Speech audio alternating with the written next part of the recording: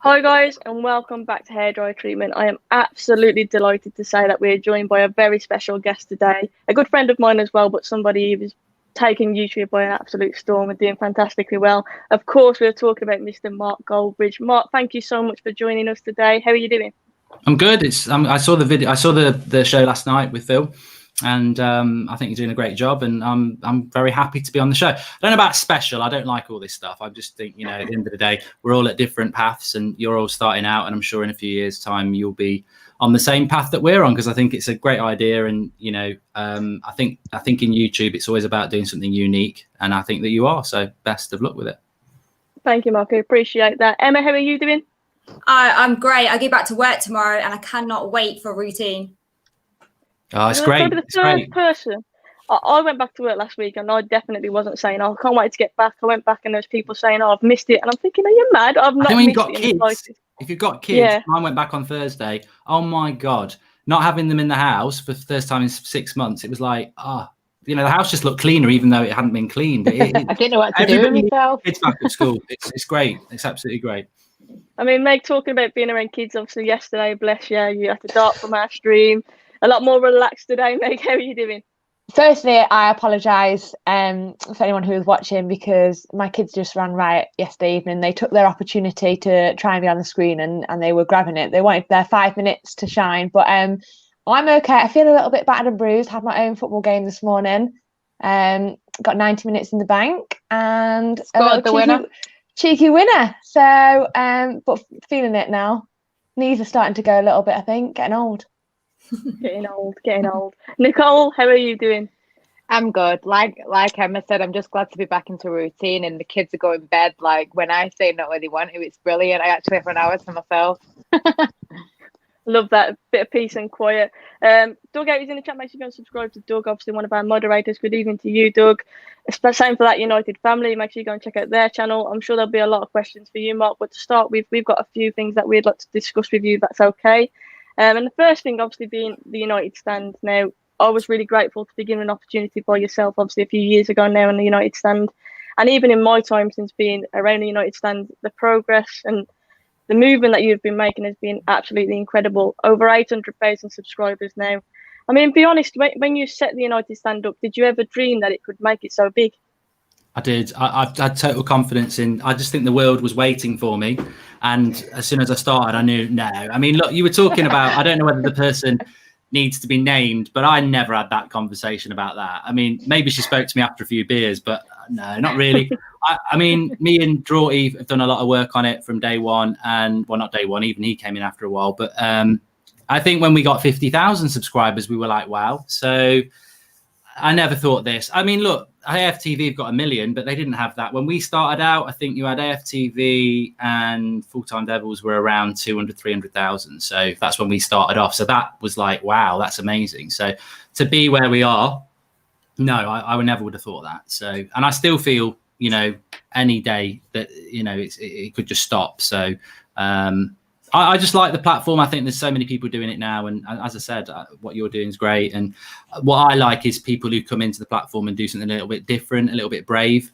Because I know that we have people on our channel, someone like, take someone like Saeed, he'll come on, no one knows who he is. Suddenly he's got 20,000 Twitter followers. He's got a YouTube channel with 10,000. And that's great. He's talented. But how long it took us as being the first people to do it, I know the graft it takes to do it. So when you see people doing something a little bit different, I respect that, because I know that, you might not grow massively at the start, but it'll be like a snowball effect. You'll start to build and build and build it. Organic is the word. So, but I never expected this in a short way. No.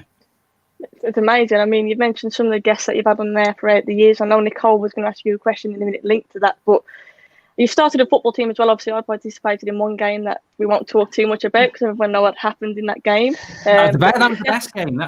We should have retired then. That was the best game. I love playing in it, to be honest, and that's got to be one of my best memories from being involved in YouTube. Duo, me and you. That was it, exactly. We dominated, didn't we? And obviously, you had Flex playing up front. Flex giving it the big on camera when you watched it back, which is quite funny as well. But a lot of memories from doing that. And Nicole, if you want to ask Mark your question based around obviously his experience on the United stand, I think this would be a good time to do that. I was just going to ask you, Mark, have you got like a specific moment, whether that's like meeting someone specific or just like the time itself, the best thing that you've ever done, like because of the United stand that you're the proudest of? It's easy. It was playing at Old Trafford. I think that, as soon as you said it, I was whizzing through some of the things. Like, I've met Ryan Giggs. Danny from the Script was amazing yesterday. That was just, I've had so many people messaging me today going, like, from school, going, what the, I don't know whether I can swear, but they're like, WTF, like, what the hell are you doing? And I'm like, yeah, he just got in contact and wanted to come on the show. He's a big fan of it. So they're all great. But the one that gives me goosebumps when you said it was, I have played at Old Trafford, and that I didn't want to come off, and everyone again was like, that's so great. But I did not want to come off the pitch, because the thing is, I'm so envious of anybody who is a professional footballer, especially if they play for Manchester United. But I bet if you said it to Marcus Rashford when he retires, he still won't get enough of it, because I played on there for 90 minutes and you were meant to roll on, roll off, because there was loads of other influences, and I just wouldn't come off. I was just like moving further away from the touchline. I even went in goal for the last half an hour because I was like, no one wanted to do it. But the minute I came off, I wanted to do it again, and I do want to do it again. It's just the best. It's the best thing I've ever done, and I just feel so lucky to do that, because not a lot of people do get to do that. So definitely, hands down, was playing at Old Trafford. It's like a carpet. It's just unbelievable. Obviously, it's called the Theatre of Dreams. Go on, Meg. I was going to say, Mark, you talk about having guests and people that you've met through that, and obviously for me, you can see that the United stand is obviously clearly well respected, because you have had professional footballers come onto the United stand and talk to yourself and talk to Flex as well. Do you think that's a good thing? Do you think being able to have footballers speak on fan channels brings footballers and fans together a little bit more? It's a good question. I mean, look, I would rather speak to Danny from the Script than speak to a Troy Deeney or a Ryan Giggs. And that sounds really weird, but I just think that if you're a fan channel, you sort of dilute the fan content if you start getting footballers on, because it's like, well, are we not fans who are allowed to have our opinion? And, I suppose it's a little bit like, well, look, you take as example, someone like the class of 92, you listen to them. I really like what Gary Neville's got to say, but I know there's certain players he won't go in on because of the relationship he's got with them. And I totally respect that. So I think as a fan channel, it would be, imagine if we got Jesse Lingard on next week. I'd love to do it. And I'd love to delve into some of the things, but also over the last 2 years, we've all said he's been a bit crap, haven't we? So it's a little bit like the line gets a little bit blurred, and I think it's just easier to be more honest if you focus on the fan channels. But what I would like to see is more fans properly on mainstream media. So I don't like the fan walls and stuff like that they have, because I just think it's a bit gimmicky. I'd rather they actually had a genuine fan on a Match of the Day panel or a Soccer Saturday panel, because I think that's long overdue. So, and I think that would bridge the gap more, because I do think there is a bit of there is still that world that's very different to football and what we know. And obviously they're all very rich and everything, but they are still human beings, and that gap does need to close, I think. Yeah, bring back the fan cams. Remember them when was it on Sky Sports and you could choose to watch the commentary that two fans produce? Bring back that, I say. Yeah, you had a Liverpool and United fan. Mark, you say about all the good things about United Stand, and obviously you get some negative trolls and nasty comments. Like, how do you deal with those kind of situations? Do you block and ignore, or do you defend yourself? I think it's been a learning process, really. And I'm sure all of you will get it. And the sad thing is, I nearly said the sad thing is I'm not a woman. I don't want to be a woman. I'm not. It's not a world exclusive here. But I think the sad thing is that women get objectified, and we've had it with Sophie on the show and Zara before and people like that. It pisses me off when I'm watching it and I see the comments that are there. And obviously you can block them and get rid of them very, very quickly. But I'm sure you will have to put up with that. And it's in the end of the day, it's sexist. It's not on. It's not right. So, but for me personally, it's been a journey that I think when I first started off, I lashed out at a lot of people because I don't like bullies. And then you start to realize that, you can't lash out at everybody. And these people do reside in this world. Football Twitter is great, but it's also got people who just want to wind people up and don't really care if they get suspended. So they will say something absolutely vile about your kids or something like that. Or you might get, just people who just will constantly talk shit about you and lies and stuff like that. But, you know, I just think that the more you do it, the more I start to realize that the problem is them. It's not with us. It isn't, you know, a lot of these people have never met me. You can make an opinion off, you know, how I react to a certain player because you don't like it. But I don't respect someone's opinion if they don't know who I am. So, you know, I don't really notice it. I don't really take any notice of it, really. I mean, every now and again, you might catch me in a bad mood and I'll react to it. But, you know, they're there anyway. They're there. And I just think in life, you need to focus on the good people because the bad people will always be there. Very good point, Mark, definitely. Sudarshan, thank you for the super chat. Says, love this channel. Love you, Mark. Keep up the good work. Hairdryer will achieve its milestone and you guys make my day. Of course, United for life. And I hope we make 2 more signings. We'll talk about signings in a minute. But I think on trolls, Mark, you mentioned, obviously, we put up with it. I've seen on a daily basis, you have to deal with the trolls. And it's horrible that you should have to do that. But I mean, the whole Forest thing I'm going to bring up with you, Mark, Nottingham Forest fan. Every tweet you put out, you see it every single time, and you think, can you not come up with anything original? Well, I just wanted to ask you, where did that rumour actually come from? Because I don't think I've ever openly asked you that.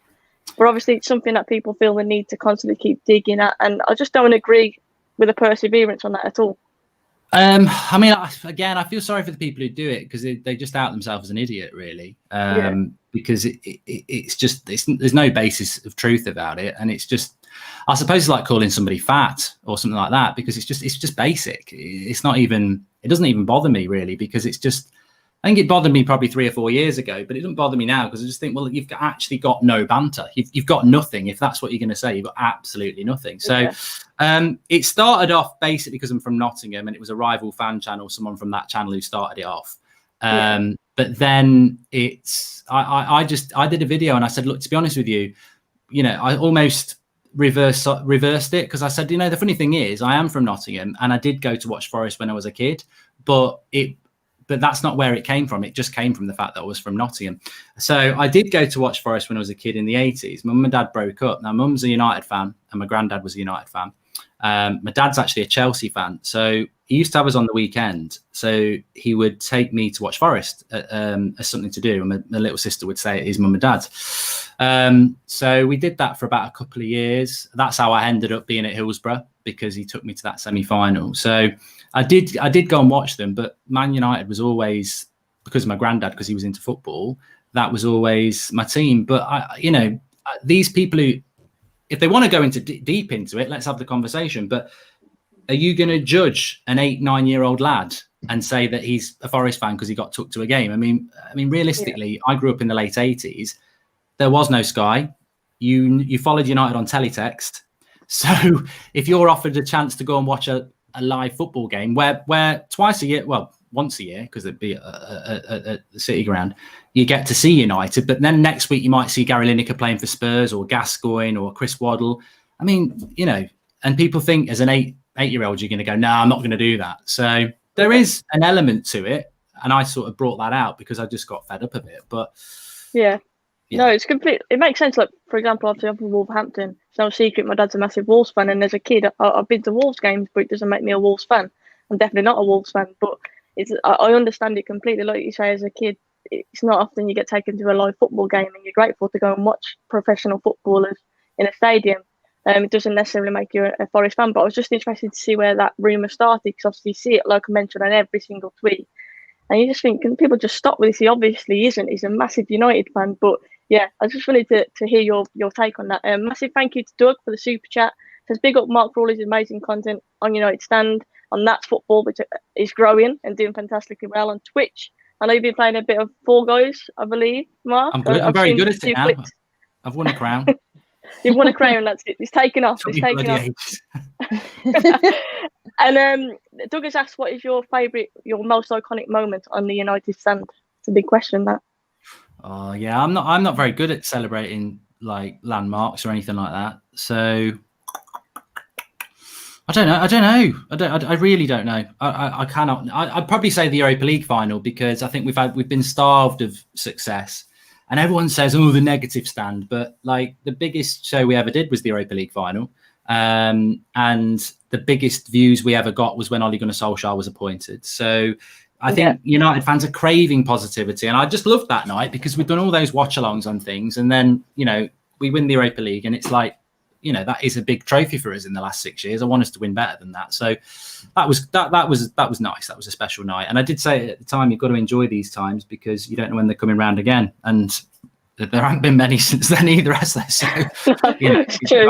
A few semi-finals is about it, I think. But Alex, thank you for the super chat. Will the ladies also do Fall Guys videos? I'll be honest, I've not played it, but I've seen Mark playing it, and it looks a bit intense. I don't know how I'll deal with that. My kids show me up on that. My kids absolutely show me up on that, so I won't be doing it. You should do it. You should all four of you should go on and play it at once. I think it'd be fun, to be fair. I've mentioned as well, obviously, gaming and what you do on That's Football as well. I think that's growing. But in terms, obviously, you've got a pro clubs team now. I even hinted that I'd like to add a trial, but I've seen you guys, and I must admit, you're very good. Oh, I've binned that off now. I've binned it off now. You binned it off. It's a shame because you were really good at it, to be fair. Had a good team. We all fell out. We all fell out like a proper football team. It was like we had one game last week, and the attackers tried to blame the midfield, and I was playing in the midfield, and I was like, "You're shit. Like it's your fault we lost." And then we just all fell out. So I'm like, I don't need this. And instead of storming out, I just threw my controller out and turned it off. So we and it changed to Fall Guys now. Fall Guys. In terms of this FIFA, though, I must admit, I don't know if any of the other girls play FIFA. I don't think they do. Obviously, I do. I think this FIFA has got to be one of the worst FIFAs that has been released. Like this one, out of all the others, I did not enjoy it. I don't know if you agree with me, but it's the passing was off. I just didn't enjoy this game at all. I think you've got to be good. You're probably quite good, Soph. I mean, for me, I'm just not good enough to know whether it's like that good or not. I just if I score a goal, I'm happy. So, but I enjoy it. I enjoy playing it. I've played it all my life. So, but I've never been that good at it. That's the thing. I think it's like people can watch it and you never know what's going to happen. So, and I'm genuinely happy if I win a trophy or something. So. It's a sense of achievement, and especially obviously when we had no football. I think FIFA was all we had, wasn't it, at one point? Yeah. So I get it, but we're going to move on to obviously United. Plenty of transfer rumours. I know on a daily basis you're discussing the constant links, and I'm sure they're doing your head in a little bit, like it is with most United fans. But Reguilon from Sevilla is a massive one. Obviously, Fabrizio has tweeted today saying that he's been offered out. That's the words he's used. He's been offered out to Manchester United, and we're going to make a decision on him. I don't know how I feel about this Reguilon, because for me, I think he looks like a decent player, and I do think we need to strengthen that area. But is he better than Luke Shaw? And I'm asking you this in particular because obviously I know your thoughts on Luke Shaw. You mentioned Saeed earlier, and that's one thing that I really like, the banter that you have with Saeed around Luke Shaw. Personally, I rate Luke Shaw, and I'm sure the girls would agree with me that when he wasn't playing, we missed him.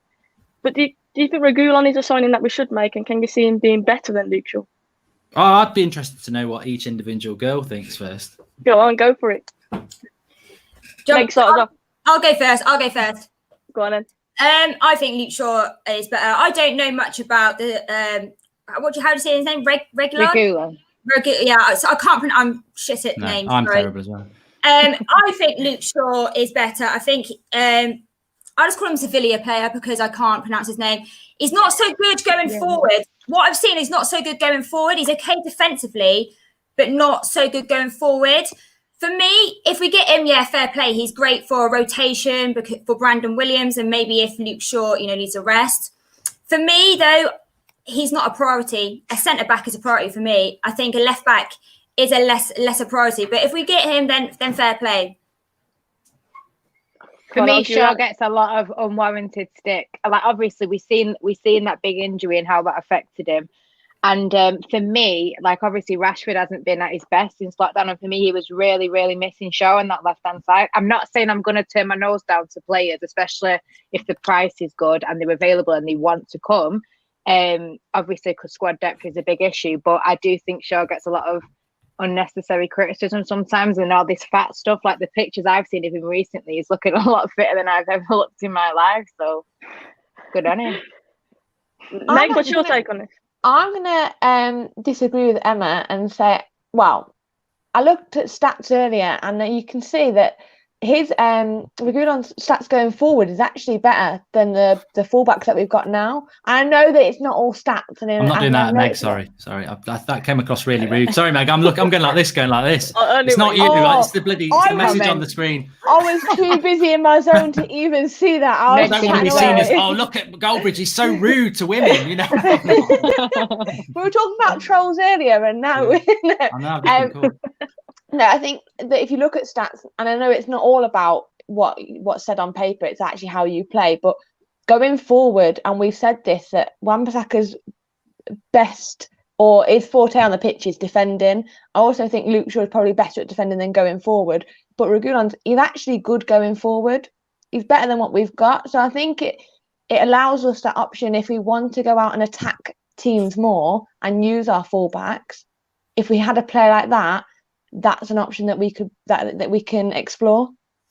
I agree with you, Meg. I think he looked exciting going forwards. I think Sevilla, you saw switching the play was a big part of their game. They like to switch play, and I think that our fullbacks at the moment going forwards do not offer enough on both sides.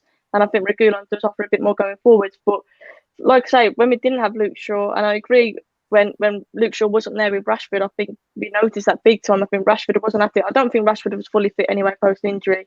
But I also think not having Luke Shaw there made a big difference. So I think it's like that saying, isn't it? You realise what you have when it's gone. And when Luke Shaw wasn't there, I think a lot of people, even Saeed, and that is Saeed, by the way, saying Reguilon, apparently is how you pronounce it, will be the best left back in the world soon. I mean, Mark, you were shaking your head at that. Go on, respond to Saeed there. And obviously, guys, make sure you go and subscribe to Saeed as well. Well, I wouldn't, to be honest. I think his opinion is terrible. But he was on our show a few weeks ago telling us how Koulibaly is the best left-footed centre-back in the world. And then it was broke to him that actually he's right-footed. So Saeed tends to get excited about things without doing his research. But no, I think it's an exciting signing. I don't think it's going to happen, by the way. I think Fabrizio Romano's tweet is quite open, but you could easily jump into it and think something's going to happen because he said United are considering it. He's an option, but so are other clubs. So I don't know. But I mean, if we get him, I would welcome him. I think we do need another left-footed left back. But I'm a big fan of Luke Shaw. I think he gets unfair criticism. I think we massively missed him. I think you're right. I think you're all right what you've said that. And Rashford really missed him. Brandon Williams, I think, has got a good future at United, but I think it's probably as a right back. So bringing in a left back's fine, but I think just the disrespect of, let's kick Luke Shaw out of the team. I mean, I don't know what people have been watching the last few months. He's been one of our better players. It's like an agenda thing with Luke Shaw, isn't it? Like straight away, Nicole mentioned that the people were fat shaming and whatnot. It's just it's like Marmite. You either like Luke Shaw or you don't, and people feel the need to gang up and have an agenda. He's an easy target, isn't he? Like if you look at our team, Luke Shaw is one of the easier targets because he's had bad press, he's had bad form, and it's so easy to say, wow, he's had this season and he didn't, was injured and then he didn't come back as strong. He's just an easy target for people to pick on. And like you've all said, I genuinely think that we missed him when he was injured again this season. But just another option, isn't he? Reguilon? Yeah. Both preferable. Reguilon will be a backup for Luke Shaw, so Sudarshan. Exactly. I think competition is healthy regardless. We've said for ages we haven't got that squad depth. We lack quality from the bench, and I think competition is healthy. Competition is better. Van der Beek, should I say? I pronounced that one correctly. Him coming in as well, it's competition, isn't it? This is a really good question from Alex. Right. Go on, Mark. No, I was going to say, I just think it's very sad that we have become that football club, really, that we've got fans now who will turn on a player that's not actually playing badly. And I don't think that's Manchester United. I think, if Arsenal want to do that, that's fine. And people will say in the live comments, well, you have a go at players, but I have a go at players that I don't think are good enough. Like, I thought Matic was awful last year and I was happy to call him a bag of cement. But this year, I think he's been brilliant. And I'll say he's been brilliant. So to me, if you're not doing your job in a United shirt, I've got no problem with people saying they're awful. Warranted criticism. But if they're doing well, I don't think Rashford finished the season really well. I think he's one of my favourite players, but I don't think he finished the season well. But I believe in him. I think he will come back. But the Luke Shaw thing and sometimes the Martial thing and the Pogba thing and the Harry Maguire thing, there's a few players who I just think and David De Gea, they get targeted. And actually, what's that about? I think you're right, Soph. I think it is a bit of an agenda, and it's sad that that's slipping into the club a bit. I agree with you as well. It's like people want to save face all the time. If they've bigged up a player one day, the next day, if for example, I'm a massive Rashford fan, but I'll openly say he was poor after lockdown, after his injury. But it carried us to the first half of the season, and people forget how important he was in that first phase.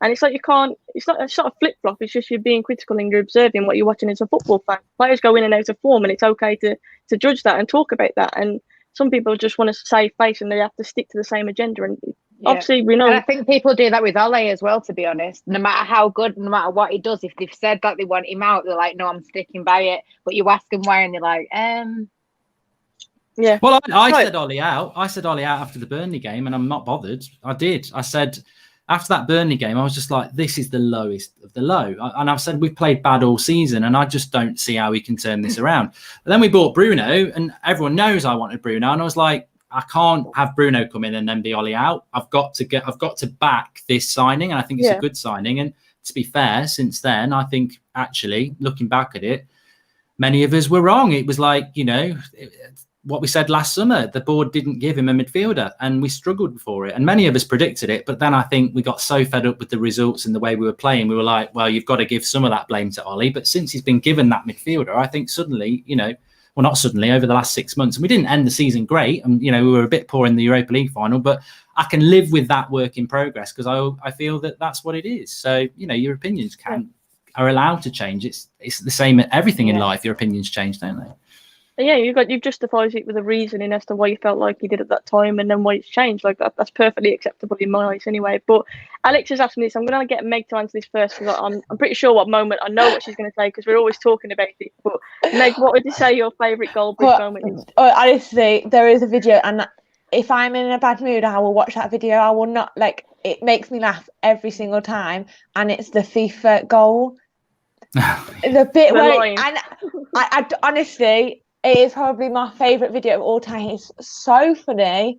It just like the fact that it just stops and you're so angry about it, and then it just plays on, and you're like, oh.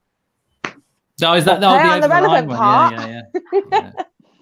Yeah, I'm not that person anymore. My favourite one.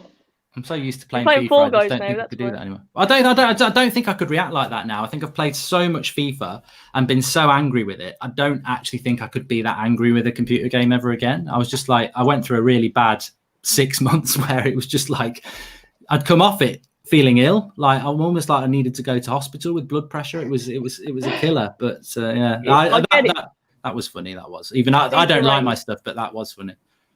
FIFA rage is like no other rage. Never not completely understand it.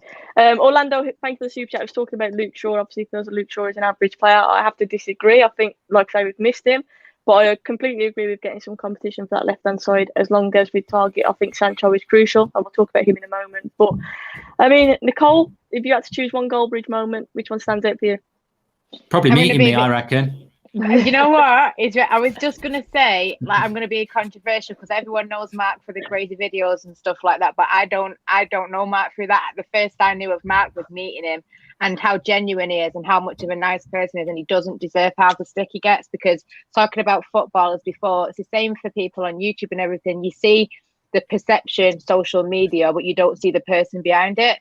So I met Mark and I seen him as the person, the dad and the human being. And I'll never forget that it took me under his ring and it was really nice to me. So remember that when you're posting abuse based on a video. That's my that's really nice. Thanks, Nicole. That's nice. Yeah. I knew there was a reason I came on here. Checks in the post. That went better than the rehearsal. That went better than the rehearsal, that did. You've got to wait for what Emma's going to say. You haven't heard it yet. Oh, Emma, what's your favourite Goldbridge moment? Do you know what? I haven't got a moment. Mine is all the stuff that Mark says, like the little the funny moments, like, oh, I jump in a pool naked and stuff like that when he's doing a video. He goes off on a little tangent and then goes back to what he's on about. Those little moments, I'm sat here laughing. I think for me, it's the pink boots, the Phil Jones pink boots moment. The bloody pink boots. Quite often I'll be wearing pink boots, and since that point, I'll be honest, I haven't had any pink boots because I don't want to be compared to Phil Jones. But that I've moment, got some. You've seen mine, haven't you? No, maybe you've not. Yeah. I've got some. I think I remember seeing them. Yeah, but I do. The pink boots stood out for me. I think that was hilarious. Muzzy says has to be Peppa Pig. That's his favourite moment. But there's so many. But I agree with what Emma says. I think it's the fact that you're so quick-witted. Like some of the stuff you probably don't even remember saying. It's just so natural and so just off the tongue, and I love that. But I'm not at the moment. People in the live comments are right. I'm really finding this very awkward. I just don't like. I don't like this sort of thing. It takes me back to being when I was very shy when I was younger, and I just don't like that.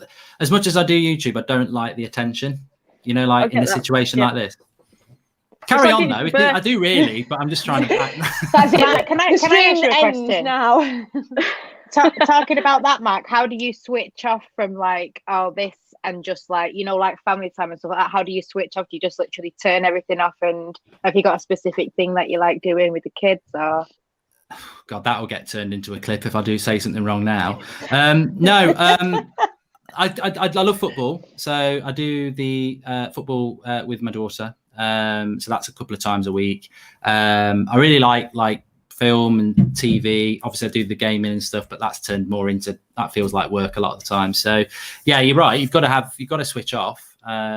It's hard to, because we're all always on our phones, especially this time of year, because you know, transfer stuff, and even when there's not that, you know, that's just the way of the world. But yeah, I do. You have to, because otherwise you're just going to burn yourself out. You're going to kill yourself.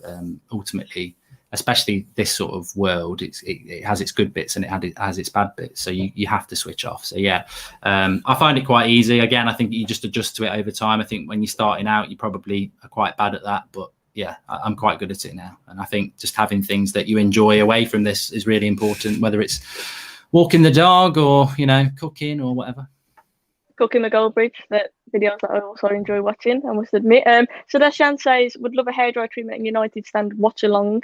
This would be amazing. Already started to love this team. Mark, I've been following your channel for a year. All your reactions are just epic. Thank you for that. A watch along could definitely be interesting at some point. I remember doing a watch along with you on the United stand, and that's the first time I've ever done a watch along. And that was quite early on, like a few years back now. But how do you find doing the watch alongs, Mark? Because I think when someone's watching you watch a football game, are you wary of how you're reacting, or is it purely just natural? Well, it is natural, but you're not natural, if you know what I mean. Like, you know, people are watching. It's different, you know. It's different. I've watched a few United games, not many in the last few years, where I've not been filming it, and it's totally different. It's much more relaxing because you can just relax and enjoy the game. But trying to watch a game and your live comments, and being aware that you know, you can say certain things but you can't say others. I mean, look, we saw it with AFTV, didn't we? I mean, I said to Robbie when he did that, I said, you know, chuck in 7-8 people on a watch along, I don't think it's a good idea, because everyone's competing for the space, and then you know, you can't control everybody. And what happens? 2 or 3 people go and say things they shouldn't say, and then it's out there, isn't it? Because you're live. So it's different. It's tough, and it's tiring, but I don't think you can script anything like that, because you just never know what's going to happen, do you? You don't know that, you know, you're going to concede in the last minute, or you're going to win a game 4-0. So I think you get driven by your comments a lot. I think they take a lot of the credit, because they're the ones that dictate the conversation. I agree. I always say about the chat on hairdryer treatment, I like how it's inclusive. Obviously, women involved in football, it's not easy, but I must admit the chat is usually very welcoming, and it does help because it obviously guides the conversation. But in terms of your live shows, is there one live show that stands out in particular where you've said something stupid live on air, or you've done something stupid and you've been a bit embarrassed by it, like a moment that obviously wasn't expected? There's probably loads. I think the things that I probably regret the most are when I first started out, and I used to just I probably just let my mouth run away with myself and start, you know, taking digs at people and stuff. You know, like the True Geordie and people like that. I'd be like, you know, what does he know about football? Because I think he said something about Michael Carrick, and I was like, what does he know about football? Does he look like anyone who knows anything about football? He's, you know, and I just again, you learn. There's nothing to be had from beef. Like in the YouTube world, there is nothing you're going to take away from it, because a lot of people don't like it, and it's divisive. And, you know, fair play to Brian. He messaged me and said, look, you were a bit of a CUNT to me at the start. And I said, well, yeah, I was. But the world I came into, a lot of people were like that to me. And he said, well, I wasn't. I said, fair play. And then he said, do you want to come on the show? And we get on really well now. And I think, well, you know, actually, and that's a really positive thing. So I just think maybe when I first came into it, I was a little bit, you know, because I don't like bullies, as I said. So I probably gave it back a little bit too much. Whereas now I'm just like, you know, whatever. I don't need it. I've been down that road so many times. and you see new people come on the scene and they want to start gobbing off at you. And I just think, you don't know me. And I've been down that road so many times. I'm not going to bite on it because it benefits nobody at the end of the day. So that's probably the stuff I regret. Although there's probably loads of stuff I've said that has maybe come across as a complete prat. But the thing is as well, you started me off now. The thing is, this week, I was talking about Donny van der Beek, and I said it's unfair that he's compared to Lampard by some people because I think Donny van der Beek's got more to his game. He's more of a box-to-box player. Yeah. I'm bloody trending. Goldbridge is trending for saying that Van der Beek's better than Lampard. And I even looked at the clip and I was like, I don't even say it. And then the bit that they haven't put on there, literally the second later, where I say, if Van der Beek can have anything like the career Lampard's had, we're laughing. And you just think, it doesn't actually matter what you say because people hear what they want to hear. Yeah. So yeah, you've just got to get used to it. And it takes a bit of time sometimes. Yeah, Geordie Sloan, thank you for the super chat. He says, can't forget the fruit seller video on the beach. To be fair, yeah, that's got to be up there. It's one of my favourite moments as well. I remember watching that while you were on holiday. That was funny. I paid him. You paid him? Apparently that was all staged. To come and do it just for a video. For views, yeah. Being threatened with a knife in front of loads of kids was all a big, I staged all that, yeah. It made me laugh though, because you started off, you were being polite. You were like, no, I don't want any, go away. And obviously he was persistently coming back and you could see you getting more and more irate. And yeah, it was just great footage. It was just, you couldn't repeat that. Like you mentioned, people saying it's put on. I think you could totally see how natural that was. And you couldn't try and do that again. Even if you tried, you couldn't act that out. It was just so funny. In fairness to him, I don't think he had any idea I was live streaming on YouTube. He probably thought I was on like a video chat to somebody at work and I fancied a bit of pineapple. But yeah, he's famous without knowing it, I suppose, in some ways, in some circles. Yeah, back to football. Sancho, how confident are you, Mark, that he will be at United? 90%. This is what I've been saying for weeks. I'm 90% sure. Yeah, I mean, again, are not all confident about this? Are some people not? Emma's nodding. Emma, how confident are you? I can't say 100%. I really want to, but I am, like Mark, 90% sure that he is coming. I think it's just, we're not obviously going to get him before the start of the season, which I would have liked to, but I think it's going to be about 2 weeks or something. He is coming. He definitely is coming. I think they're stalling for some reason. I don't know what the reason is, but they're stalling for some reason. The confidence. I mean, Nicole, do you agree with these two? Are you really confident that he's coming? I personally don't like to get sucked in, but I'm interested to see what you've got to say. Inside hearing this, I'm buzzing, but outside I'm cautiously confident because I think we're going to get him. I've said it since day one. I'd still want us to get him. Seeing the pictures of him with Rashford in England's getting me excited, but I remain cautious. Just Meg, a little bit. What's your take on it? I think you're very much like me in the sense that you like to withdraw yourself. When you're hearing Mark Goldbridge saying 90%, Emma saying 90% confident, do you get sucked into that? I've seen the tweets, Mark, that on Twitter, from yourself, you seem so confident and so sure about it. But I feel like, and I said it the other day to you, Safe, I don't see anyone else coming in unless we get rid of somebody. I just feel like we've got players on the book still, and we are paying these players. If Sancho comes in, his wages are going to be more than these other players. I feel like we've got to get rid of some. We've got to be a little bit more cutthroat. We've got to get rid of some of them now. But yeah, until we see someone go, I don't think we'll see someone come in. I think it's one of the, Smalling obviously is rumoured to be going to Roma, I believe. He's one that I think we'll get rid of. But, I mean, Mark, we all know there's certain players that we've been saying we need to get rid of for a while. But realistically, who can you see us letting go in this window? I think Smalling will go. Yeah. I think they're trying to get rid of Rojo. Well, they are trying to get rid of Rojo. I think they'd love to get rid of Phil Jones.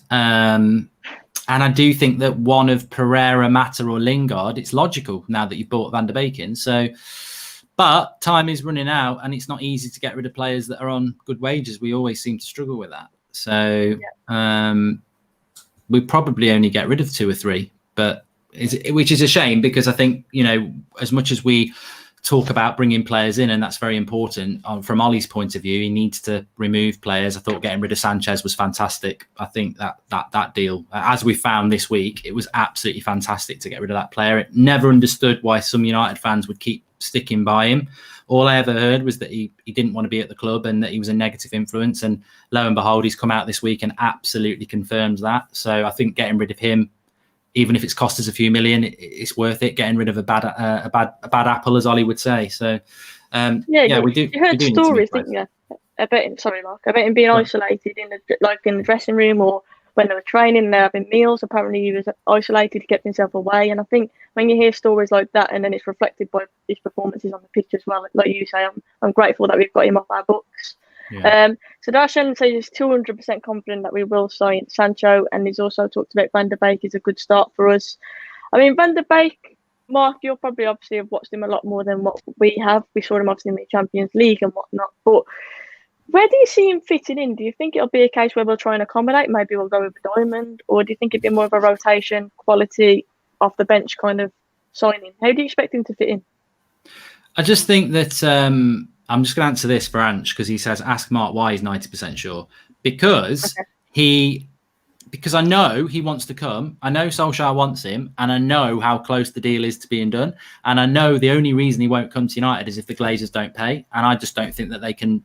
I don't think you can't walk away from this. I mean, imagine the reaction. They cannot walk away from this deal. And I don't think Ollie will let them walk away from it. So I'm 90% sure it will happen. I just don't know when it will happen. On Van der Beek, I don't really care. I really don't get this. I don't understand why people want to play him, Bruno and Pogba, because are we not? But did they not see the end of the season? The big problem is the bench. Like, the bench isn't good enough. So when Pogba or Bruno gets tired, the bench isn't good enough. And it's the same reason for bringing Sancho in. You know, you take Rashford or Greenwood or Martial off, it's not good enough. So I grew up with watching United having very strong benches, and that's what we need. And I'm not saying Van der Beek's a bench player, because maybe Bruno goes on the bench for a game, or Pogba gets injured. So I think Matic is still the holding midfielder, and I think we still play the same formation, and I think Van der Beek will work his way in. And also, what player comes into the club apart from Bruno and just hits the ground running? He's got to adjust to the Premier League as well. So I think it's perfect that he is the bench player that starts on the bench, and then let's see what happens with injuries and everything. And I think it doesn't put so much pressure on him either. I think he's a great player, though. Yeah, obviously it's a very exciting player. I'm really happy with the signing. But I agree with you. I think I mentioned it earlier, competition is healthy. Van der Beek gives us that competition for the likes of Bruno. I mean, Emma, I asked Mark just about outgoings and who we could see leaving. Realistically, who do you see? I agree. I think it would be maybe 2 players we let go, and maybe we'll do it over a period of time. We know the players that we need to let go, but obviously is that going to be done in one window? It looks unlikely. Who can you see leaving in this transfer window? I can only see Smalling leaving. I would like to see Pereira leave, because I don't think he will get back in the team. I don't think he'll get back on the bench. Not with Van der Beek now, and maybe, potential. If we do get CDM, Thiago, maybe. Fingers crossed, because I really, really want him. I would like to see him go. Maybe Lingard, just for Lingard's own personal football career, because I don't think he's going to get first team football. And if he wants to pursue his football career, I think he's going to have to go elsewhere. I said the rumours of Fred leaving. I really wouldn't want Fred to leave, especially if we don't fill a CDM role, because I think he'd be the good squad depth to replace Matic, because Matic can't play every single game and get tired legs. So for some reason, I can't see us getting rid of any. I don't know why. I just feel like it might just be Smalling. Yeah, Nicole, what about you? Do you agree with Emma on that one? I'm pretty much with it. It just seems to be getting a bit too close to next season, and everything coming to a close now. I know, like Meg said before, we do need to get more players out. I'm not saying that we don't. I'm not saying I don't agree. I'm just saying, I don't know. It all seems very stuck at the moment, so we will see. We'll see. Meg, I'm going to ask you this question on the screen. In your opinion, who do you think was worse, Di Maria or Sanchez? Di Maria. Ooh, why? This is a slimy little snake. Can I add to this? Go on. As a Mancunian, Di Maria, because how him and his wife have spoke about my hometown, you are more than welcome to never come back. So financially, Elton, piano man, but in terms of out of the worst of them, ADM, don't come back. And Mancunian women aren't weird, hon. They're just weird to you. Or skinny. We're apparently very skinny. We're not skinny and weird. Have you seen your husband? I don't get it. I really don't get it. Well, there's a bitterness going on here. I think Di Maria definitely is the choice of the girls, Mark. Who would you say at the two? Who would you say was the worst? I'm not gonna go against those. So I'm just gonna go with Di Maria. But what I would say is probably Di Maria maybe did more in on the pitch than Sanchez. Yeah. But yeah, I mean Sanchez disappointed me this week. What he said, just do one and keep your mouth shut. But yeah, I mean look, I totally get why Di Maria is considered to be the snake. So I'd say Di Maria. Yeah, it was like Sanchez obviously made his comments the other week saying he wanted to rip the contract up in his first training session at United. Would have saved us some money, wouldn't it? Exactly. Done it. Exactly. And obviously we persevered and we tried to get a player out of him, and it was obviously never going to work. If he's got that mindset, it was obviously never going to work, was it? But going into next season, if you're Ole Gunnar Solskjaer, Mark, I mean, let's say we get Sancho in and just Sancho. What would you say his objective is, his main objective for next season? If you're Ole Gunnar Solskjaer, what would you be going for? I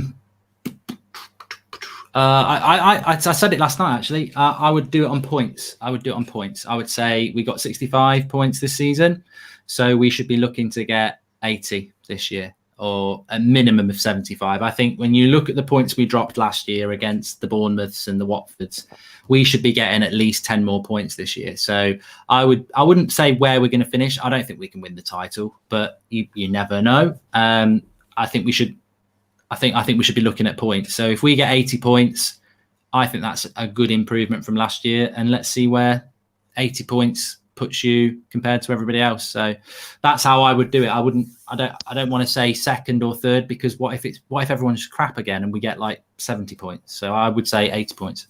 Mark, who do you think will win the title? I think Liverpool will win it. Yeah, I don't want them to. Yeah. I predicted it last year. I hate Liverpool.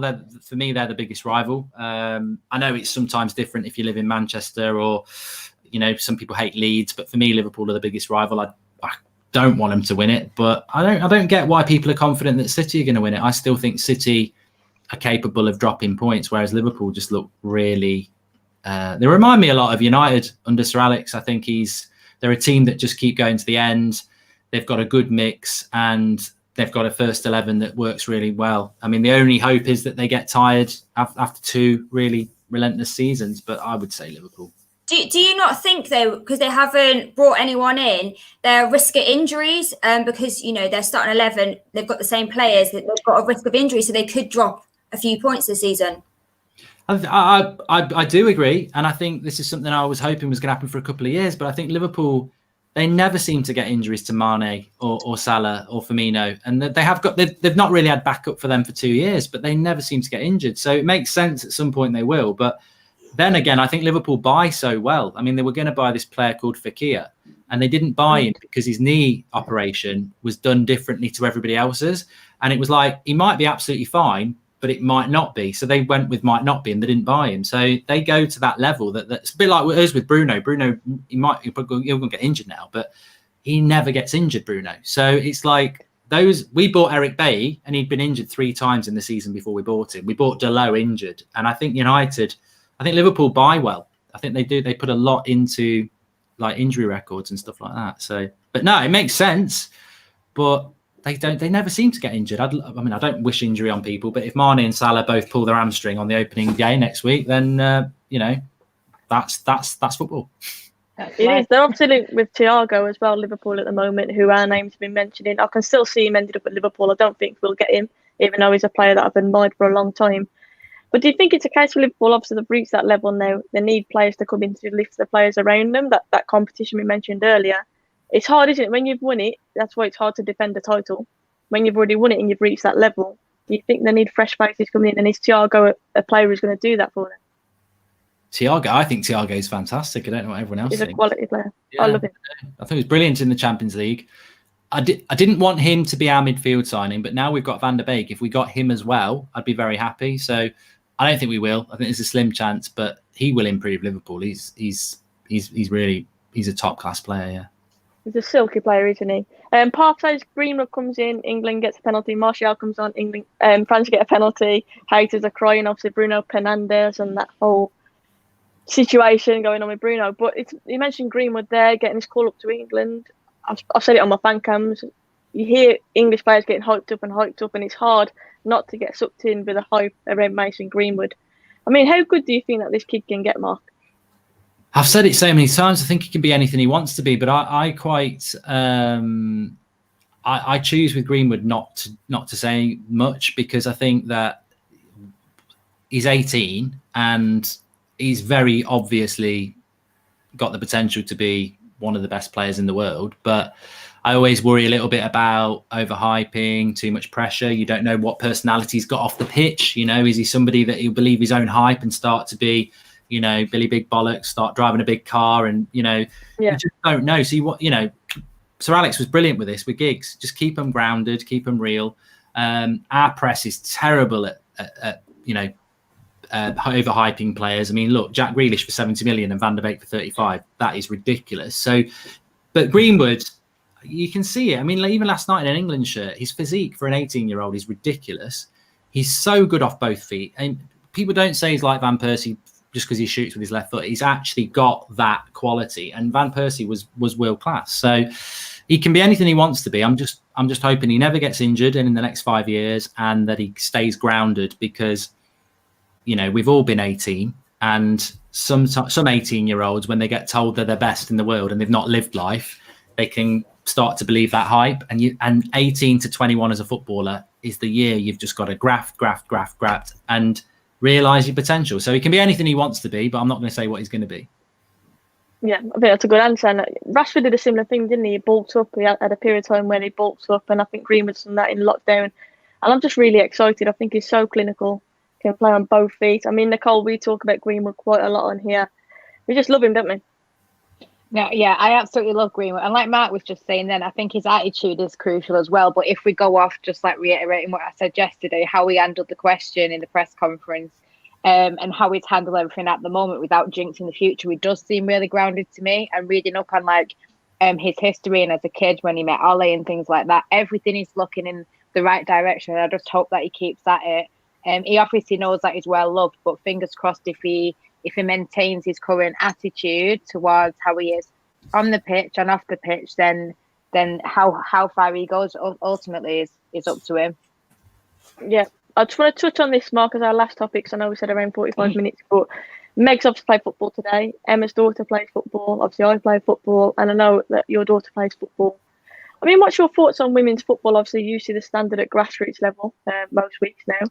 Do you think that it's growing, and is it exciting to see what's happening? Obviously, United ladies played today. Good draw with the reigning champions Chelsea, 1-1. A very decent game. Oh, do you think it's exciting the way that it's growing? Because there are so many concerns when obviously COVID struck that teams were going to go bust financially. Obviously, there's not as much money in the women's game. I mean, what's your thoughts about that? Because you see people tweeting the clips from women's football and saying they shouldn't get equal pay and whatnot. But we all know that's taken out of context. That's not a reflection on it as a whole, is it? No, I think my daughter who plays, God, I can't remember how old she is now. I'm going to get in trouble. She's 10. She's 10. And she is 10 really. But she started playing when she was about 4, and she just kept saying to me, I want to play football. And I was like, is it because she knows I like football? So I left it, and she kept saying it. So I found this thing called Footy Bugs that they have around where I live. But it wasn't for girls, it was for boys. So she went along there and she did that for 2 years. And there was one other girl there who gave it up quite quickly. So she played with lads between 4 and 6. And it just made her, she was as good as them. She was one of the best players there. So answering the standard, I think that we were talking before we came on air, there's a girl who plays up front for her team. And, give her half a chance and she'll bury it. Absolutely amazing finisher. And I think at this age they can probably just about get away with it, so they play under 11s against a lads team. But it's a woman's not going to break the 100 meters record, is it? I don't know what the word is, I can't think of it, but it's genetics or whatever it is. Women are not going to be as good as men at football because it's proven. It's science, isn't it? But the standard is definitely improving. I remember watching women's football probably 10 years ago, and you watch it now and the standard is getting better. And definitely at the level that my daughter plays, there's some really good players, and that will be reflected all around the country. So I can see it's only going to get better. I really enjoy it. I think it's different to the lad footballs that I watch because my nephew plays, and it's just a different vibe. there seems to be a lot more enjoyment. It's very competitive, but more enjoyment. And I think my only hope is that the money that's being invested in it continues to be invested in it, because it's a bit like what we're talking about YouTube channels, isn't it? Women's football is very young. It's very young, and you're not going to get the crowds and everything straight away. It needs to establish itself. I mean, even the league formats, I mean, we've spoken before. I've said to you, like, who you're playing for now, and you're in a different league, in a different team, and then this team parachutes in. So it needs to stabilize. It needs to become familiar. And then, you know, it needs to be given time to grow. And I think if that happens and the quality keeps improving, which it is, and the volume of players keep coming in that there are, then, you know, I think it's got a good future. But it's just got to get through this next few years, I think. And as you said, I think COVID's probably not helped it in the highest level. So I just hope that it can survive, because it's had a lot of good exposure the last couple of years. Yeah, I mean, there's a story. Obviously, you go to your daughter's games. I remember my dad was a massive part of me playing football, take me all around the country, home and away matches, evening games, and he'd be working all day, and he'd take me obviously of an evening and to training and whatnot. And he used to have a bit of a deal with me where he'd pay me if I scored a goal. So, for example, I was playing in a tournament, and I remember it was in year 5, I think it was, but I was playing in the year 6 boys team in a tournament, and my dad said, "I'll pay you a £5 a goal," thinking I was playing with the boys. Like, and I come out, scored 6 goals, and as we left the building, my dad was he had a parking fine on top of that, so he owed me obviously the money for the scoring, and he had a parking fine. But it's like, as a dad as well, with a daughter involved in football, it's a big commitment, isn't it? Because with boys football, it's slightly different, where they've got better facilities, for example, there's more money pumped into it, so you might have coaches to games, for example, on minibuses, depending on what standard obviously you play at. But for women's football, it's very much, we have to put our money into it, and people who are involved in it, parents, for example, like yourself, there's a lot of time and effort that's put into ladies football. I mean, Meg, you play yourself, obviously you played today, and I know Loyola is slowly starting to become a little footballer, and that's your girl. What advice would you give to young girls now wanting to get involved in football? Oh my goodness, that's safe. You've put me right on the spot now. For those that want to play football, I think for parents of those children, it's just about supporting them, because when I was growing up, there was a lot of questions negatively towards me as well, because I wanted to play football, and I was looked at differently almost, because I want, not from like my parents, but like from my peers sometimes, in terms, especially in high school, you kind of get to an age when you're a girl that I think you have to choose that you want to play. You can't just be on the sideline. It's you either go and play, or you stop. And I think for those that want to play football as a female, it's about self-motivation and being able to say, do you know what, I am going to go. I mean, I continue to play. The only time I've really stopped is to have 2 children. But at the time when I was 18, I was playing at Aston Villa, and all my friends were going out on student nights. And I made the decision that I was going to play football, and therefore I missed out on that. I mean, I did go out after training a couple of times to catch back up, but I think it's about self-motivation, and if you are a girl wanting to play, it's about having that desire and the drive, and if you've got a passion for it, then you should follow it. Yeah, love that. I agree, and I agree with the choice you mentioned. I remember me, it's a choice between getting a job or committing, and at that point, that was when I was involved in England setup, and you have to do this training every day. It's either do that, commit, and it is a massive commitment, or do you go and earn money? And it's a tough one. Obviously, you've got a privileged background where you've got parents who can help supply or help fund. It's a lot easier to make it in the women's game, and I genuinely do believe that. But I do think it's improving.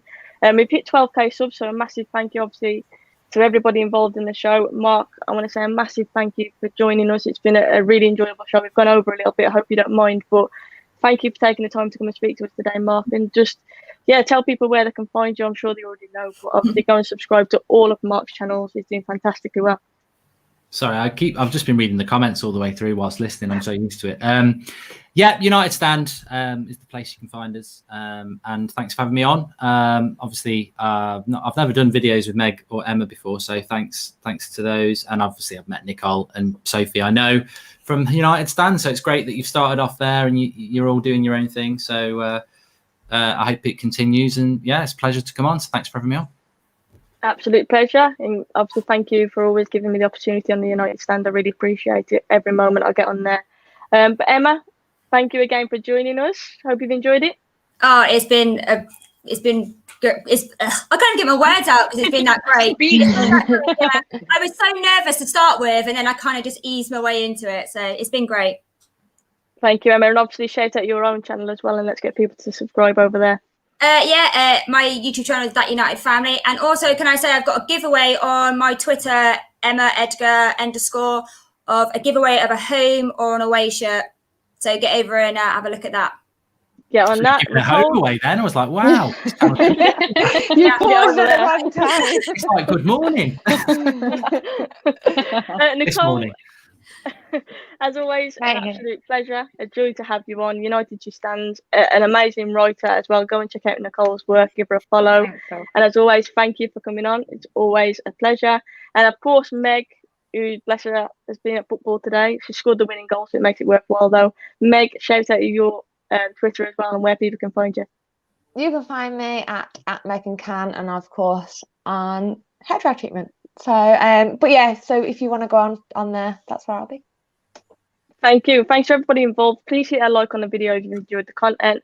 To people that we've missed in the chat, obviously we do see most comments, but it's hard to get them all up. Just drop a comment afterwards, and we always check there and we'll respond. And of course, if you are brand new, hit that subscribe button as well. But all that's left to say is have a lovely evening, and we'll speak to you all again very, very soon.